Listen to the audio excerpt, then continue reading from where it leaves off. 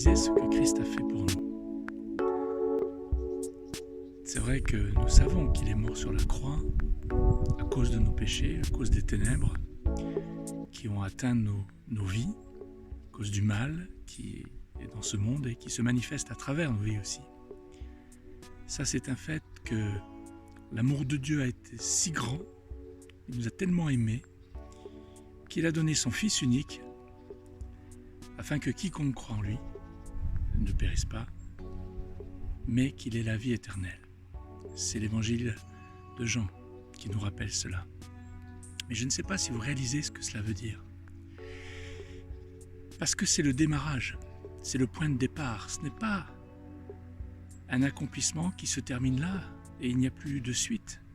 C'est le point de démarrage. Christ est mort. Christ sur la croix a été crucifié à notre place. Et le troisième jour, il est ressuscité. Et Paul, dans l'Épître aux Romains, nous rappelle d'une manière plus profonde, plus substantielle.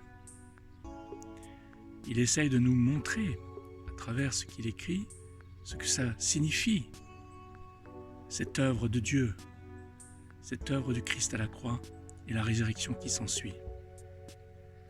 Nous sommes crucifiés à la croix. Nos ténèbres ont été crucifiées. Nous sommes mis à mort. C'est la mort, c'est terminé.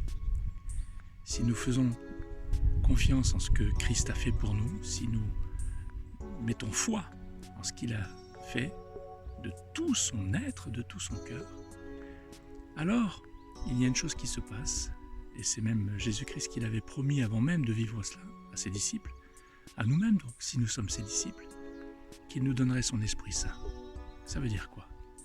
Ça veut dire que à partir du moment où tu mets foi en Christ, une chose nouvelle arrive, tu as l'Esprit de Christ en toi, l'Esprit de Dieu en toi. Ta vie, c'est la vie de Christ en toi. Alors, on essaye par tous les moyens de combattre le péché dans nos vies en tant que chrétiens, mais on n'y arrivera jamais. Parce que le péché, c'est le péché. L'œuvre du péché, c'est l'œuvre du péché. Ça a été crucifié sur la croix. Il faut juste demander au Seigneur que la loi de vie, la loi de l'esprit de vie, pour être plus exact, c'est cette loi-là qui anime nos vies, et pas la loi du péché.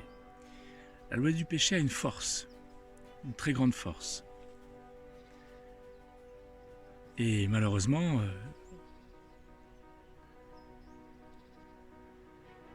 on l'a subi. Et on a beau essayer de faire ce que l'on peut, par la volonté de ne plus pécher, on péchera. La loi de l'esprit de vie est plus forte que la loi du péché. La loi du péché peut être comparée à la pesanteur.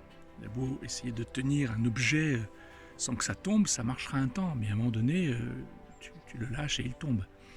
Tu as beau essayer de résister au péché avec ta volonté, ok, mais à un moment donné, tu tomberas. La loi de l'esprit de vie est plus grande que cette loi-là, que la loi du péché.